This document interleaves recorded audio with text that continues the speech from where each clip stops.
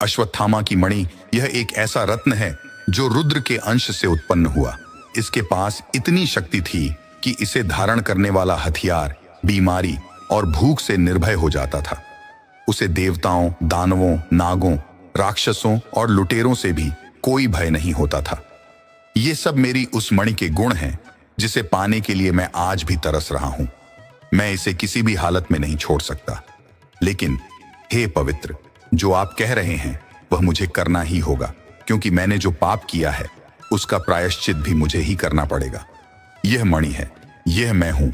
यह कहकर अश्वत्थामा ने अपनी मणि निकाल कर दे दी। अश्वत्थामा महाभारत का ऐसा योद्धा था जिसे युद्ध से कोई लाभ नहीं होने वाला था, परंतु युद्ध की सबसे बड़ी कीमत उसने चुकाई। उसने पांडवों को वंशहीन करने का अपराध किया था। अश्वत्थामा एक ऐसा योद्धा था जिसे चिरंजीवी कहा गया, जो एक लंबे समय तक जीवित रहेगा। लेकिन यह वरदान के कारण नहीं, बल्कि श्राप के कारण।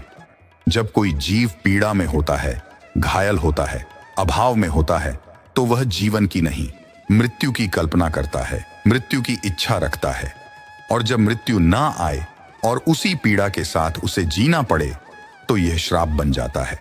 श्री कृष्ण ने मुझे श्राप दिया, वही मेरे इस जीवन से मुक्ति का मार्ग भी निकालेंगे। मुझे जीना होगा तब तक जब तक कि वह अवतार नहीं लेते।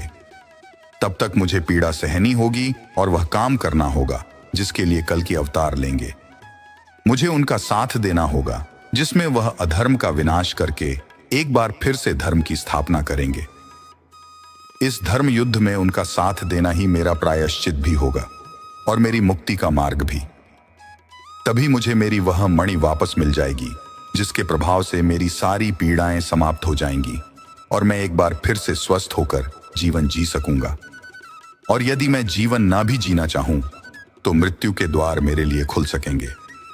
मेरी मणि जो मुझे भूख, प्यास, निद्रा, भय, थकान और रोगों से दूर रखती थी, उसका ही चमत्कार था कि मैं बिना रुके, बिना खाए पिए कई दिनों तक युद्ध कर सकता था। मेरी मणि की ऊर्जा इतनी थी कि मुझ पर आयु का प्रभाव नहीं पड़ता था। वह मणि मुझे वापस मिलने वाली है, जिसके जाने से मेरी पीड़ा और मेरे घाव मुझे सोने नहीं देते। उस मणि की प्राप्ति ही मेरे जीवन का लक्ष्य भी है और जरूरत भी। मणि मिलने के बाद मैं उसी रूप में दिखाई दूंगा जिस रूप में मैं महाभारत काल में था। एक योद्धा जो देवताओं से टकराने की हिम्मत रखता था। वेद, रामायण, महाभारत और पुराणों में कई तरह की चमत्कारिक मणियों का जिक्र मिलता है। पौराणिक कथाओं में सर्प के सिर पर मणि का उल्लेख मिलता है। पाताल लोक मणियों की आभा से हर समय प्रकाशित रहता है। माना जाता है कि सभी तरह की मणियों पर सर्पराज वासुकी का अधिकार है। मणि एक प्रकार का चमकता हुआ पत्थर होता है जिसकी अपनी चमक होती है। मणि को हीरे की श्रेणी में रखा जा सकता है। मणि निकाल कर दे दी। अश्वत्थामा महाभारत का एक ऐसा योद्धा था जो सबसे अलग था। उसे युद्ध से कोई लाभ नहीं होने वाला था, परंतु उसने युद्ध की सबसे बड़ी कीमत चुकाई। उसने पांडव वंश को समाप्त करने का प्रयास किया था। अश्वत्थामा, जिसे चिरंजीवी कहा गया, लंबे समय तक जीवित रहेगा, लेकिन एक वरदान के कारण नहीं, बल्कि श्राप के कारण। जब कोई जीव पीड़ा में होता है, घायल होता है, अभाव में होता है, तो वह जीवन की नहीं, मृत्यु की कल्पना करता है, मृत्यु की इच्छा रखता है। और जब मृत्यु ना आए और उसी पीड़ा के साथ उसे जीना पड़े, तो यह श्राप बन जाता है। श्री कृष्ण ने मुझे श्राप दिया कि मैं जब तक जीवित रहूंगा तब तक पीड़ा सहन करनी होगी, परंतु उन्हीं श्री कृष्ण ने मुझे इस जीवन से मुक्ति का मार्ग भी दिखाया। मुझे तब तक जीना होगा जब तक कि कल की अवतार नहीं लेते। तब तक मुझे पीड़ा सहनी होगी और धर्म की स्थापना के लिए उनका साथ देना होगा। यही मेरा प्रायश्चित होगा और मेरी मुक्ति का मार्ग भी। तभी मुझे मेरी मणि वापस मिलेगी, जिससे मेरी सारी पीड़ाएं समाप्त हो जाएंगी और मैं फिर से स्वस्थ होकर जीवन जी सकूंगा। मेरी मणि जो मुझे भूख, प्यास, निद्रा, भय, थकान और रोगों से दूर रखती थी, उसके चमत्कार से मैं बिना रुके, बिना खाए पिए कई दिनों तक युद्ध कर सकता था। मणि की ऊर्जा से मेरी आयु पर भी कोई प्रभाव नहीं पड़ता था। वह मणि मुझे वापस मिलने वाली है।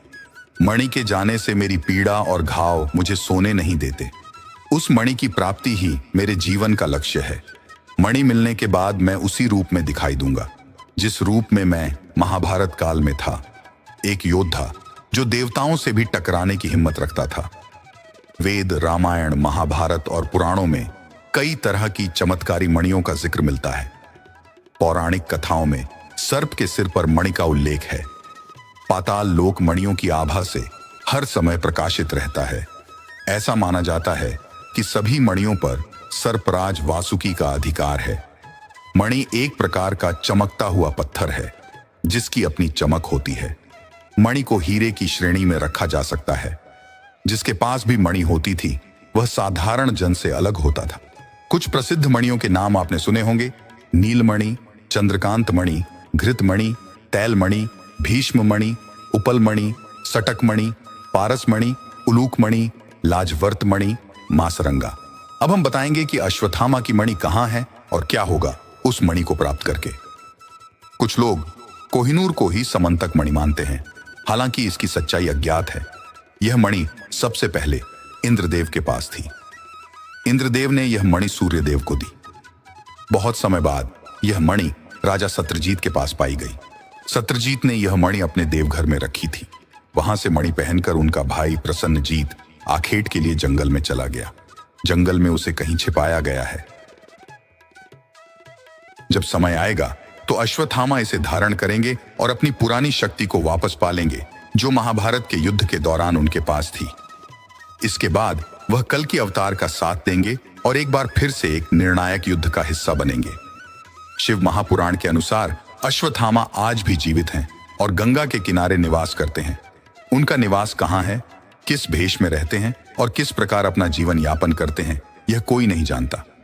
आज की वीडियो में बस इतना ही। अगर वीडियो पसंद आए तो लाइक कीजिए और ऐसी वीडियोस के लिए चैनल को सब्सक्राइब जरूर करें। धन्यवाद।